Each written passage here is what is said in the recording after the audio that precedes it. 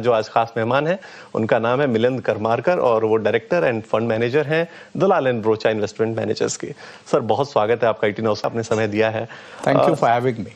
Sir जो पहली चीज जो आपकी इन्वेस्टमेंट स्ट्रेटजी से हम सब ने सीखी है या फिर मार्केट के इन्वेस्टर्स ने सीखी है वो वैल्यूएशन की।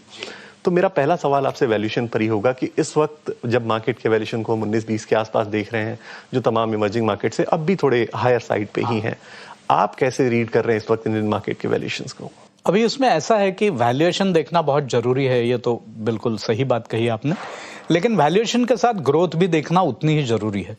बहुत सारे इमर्जिंग मार्केट्स ऐसे हैं कि जहां पे ग्रोथ कम है भारत से और उसकी वजह से वो शायद सस्ते लगते हों पी के हिसाब से, लेकिन अगर भारत में जो हम ग्रोथ सोच रहे हैं वैसी ग्रोथ अगर आए तो मुझे लगता है कि ये कुछ बहुत महंगे शेयर्स नहीं ट्रेड हो रहे हैं। तो अच्छे स्टॉक्स देख के मेरे हिसाब से तो हमेशा खरीदते रहना चाहिए। बिल्कुल, और वो अच्छे स्टॉक सेक्टर्स क्या होंगे वो भी हम आपसे समझेंगे, लेकिन सर एक चीज मैं इस वक्त समझना चाहता हूँ कि जियोपॉलिटिकल टेंशंस अगर हिस्टोरिकली हम देखें तो हमेशा वो बाइंग अपॉर्चुनिटी के तौर पर आते हैं। बिल्कुल, इस बार क्या ये जियोपॉलिटिकल टेंशन जो कि बार बार रह कर वापस आ रही है, एक बार लगता है कि सेटल हो गई चीजें फिर वापस से शुरू हो जाती हैं, एस्केलेट हो जाती हैं चीजें, क्या ये बाइंग अपॉर्चुनिटी इस वक्त है? ऐसा है कि जियोपॉलिटिकल टेंशन परपेचुअली तो नहीं रहती है, शॉर्ट टर्म में रहती है। अभी वो कब खत्म होगी बहुत डिफिकल्ट है कहना, 1 महीना 2 महीना 3 महीना। यूक्रेन रशिया वॉर अभी 2 साल से चल रहा है लेकिन लोग भूल गए उसको। तो मुझे ऐसा लगता है कि ये भी पासिंग फेज है, ओवर अ पीरियड ये भी निकल जाएगा। जब भी अपॉर्चुनिटी मिलती है तभी मेरे हिसाब से तो निवेशक ने देख के खरीदना चाहिए। बिल्कुल, जो एक चीज सबसे ज्यादा परेशान कर रही है सर वो है क्रूड के प्राइसेस, और बीच में एक बार हमने देखा कि वापस से 70 के आसपास के लेवल्स आ गए थे, लेकिन वापस से 90 के लेवल्स आ गए क्योंकि एस्केलेशंस बढ़ गई। आप इसको कैसे देखते हैं कि कितना परेशानी आने वाले क्वार्टर्स में करेगा, मार्जिन्स के ऊपर कितना प्रेशर डालेगा क्रूड के अगर प्राइसेस एलिवेटेड रहते हैं यहाँ से? तो क्रूड के हिसाब, क्रूड जब बढ़ता है तब 2 चीज होती है कि उससे रिलेटेड जो कंपनियां हैं उनको इम्पैक्ट आ सकता है, बट बहुत सारी कंपनियां ऐसी है कि जिनका क्रूड से कोई लेना देना नहीं है, और वैसे कंपनियों में मेरे हिसाब से इतना ज्यादा प्रॉब्लम नहीं आना चाहिए। बट दूसरा क्या होता है कि जब क्रूड की प्राइसेस बढ़ती है, माहौल खराब हो जाता है, तब साइकोलॉजिकली इन्वेस्टर तैयार नहीं रहते हैं निवेश करने के लिए, और उसकी वजह से मार्केट हमेशा लेट्स से रेंज बाउंड रहता है।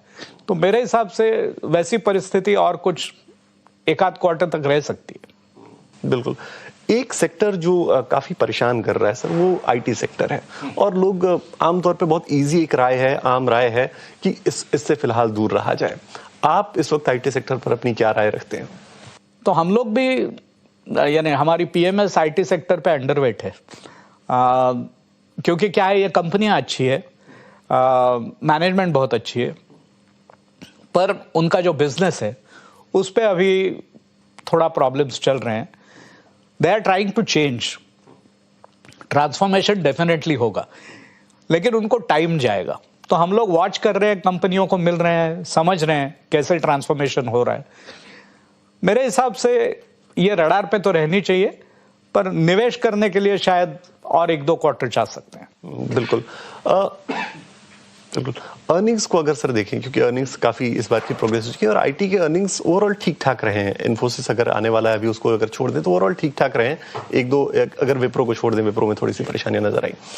आप अगर ओवरऑल देखें आईटी सेक्टर के लिए तो 1-2 क्वार्टर्स की बात है, 1-2 क्वार्टर्स के बाद हो जाएगा, हो सकता है कि चीजें ठीक हो जाएंगी। लेकिन अगर स्टॉक्स के प्राइसेस को देखें, जैसे टीसीएस 2000 के नीचे चला गया था, मैं सिर्फ किसी स्टॉक पे रिकमेंडेशन नहीं मांग रहा, बट एक रेफरेंस के लिए कि 2000 के नीचे चला गया था, वहां से अब रिकवरी होकर 2200 के ऊपर आसपास आ चुका है। वैसे ही तमाम आईटी स्टॉक्स भी आ चुके हैं।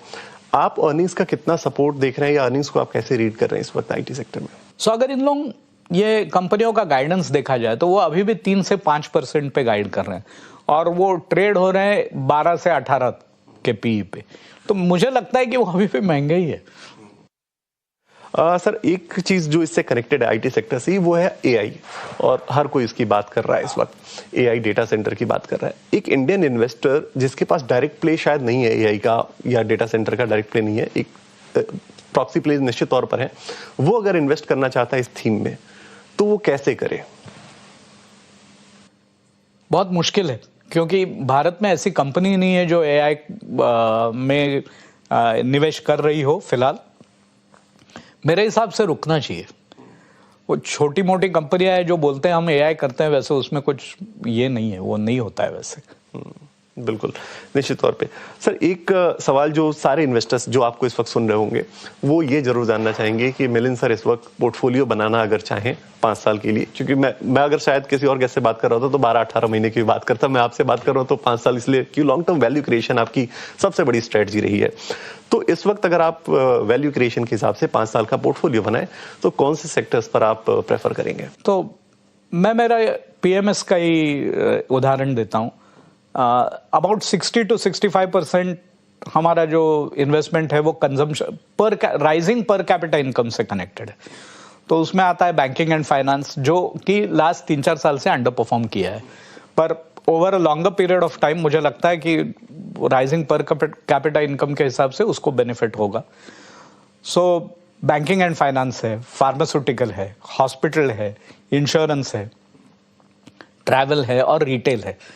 ये जो सेक्टर्स है इसमें हमने 60 से 65% इन्वेस्ट किया है।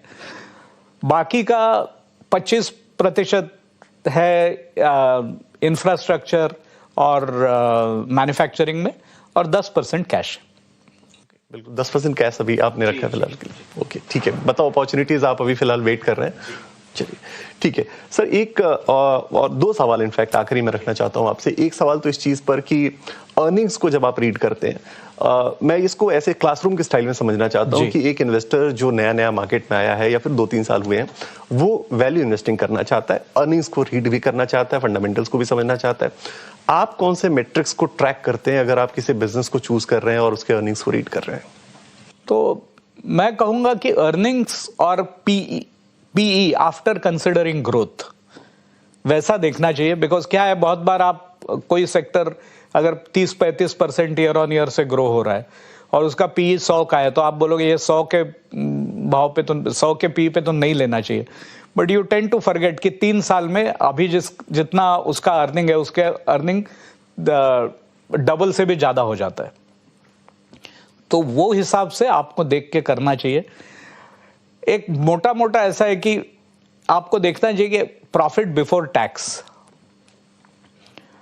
अभी जो ग्रोथ है वो ग्रोथ के हिसाब से अगर आप 5 साल तक कंसिडर करते हो तो कितना आता है और अभी की प्राइस क्या है।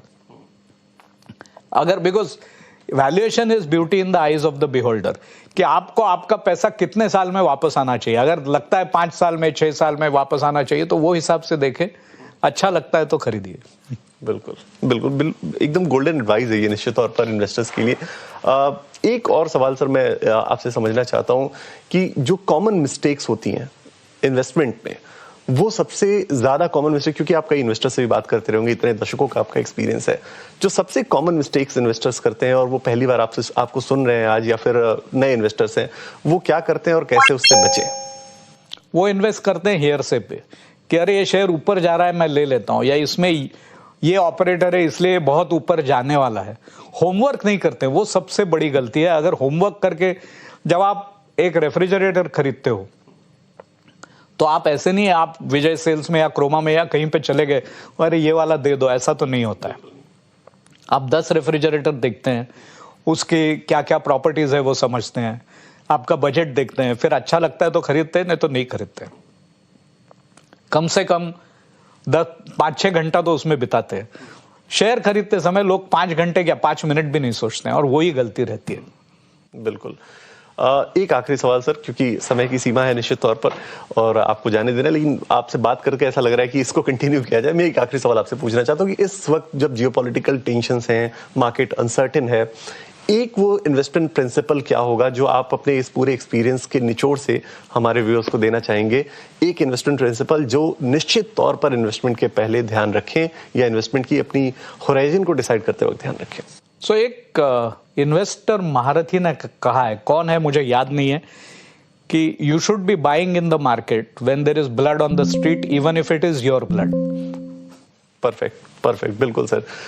निश्चित तौर पे ये इन्वेस्टमेंट एडवाइस हमारे व्यूअर्स के लिए काफ़ी काम आएगी और बहुत शुक्रिया सर, आज आप जुड़े, तमाम चीज़ों पर आपने बातचीत रखी और निश्चित तौर पे ये पूरी बातचीत हमारे व्यूअर्स के लिए काफ़ी हेल्पफुल होगी। Thank you, thank you. तो ये बात आपने सुनी मिस्टर मिलिंद कर्माकर, जो मार्केट के एक वेटरन है, मार्केट महारथी हैं, 3 दशकों से ज़्यादा एक्सपीरियंस उनका है और बाजार पर उन्होंने ये पूरी राय दी कि आपको इस वक्त अगर इन्वेस्ट करना है तो कहाँ करें, कैसे इन्वेस्ट करें, मार्केट की उनकी फिलॉसफी क्या है, वैल्यूएशंस को कैसे रीड करते हैं। फिलहाल मार्केट महारथी में इतना ही। एक छोटे से ब्रेक के लिए हम रुकेंगे। ब्रेक के बाद BT Now स्वदेश पर खबरों का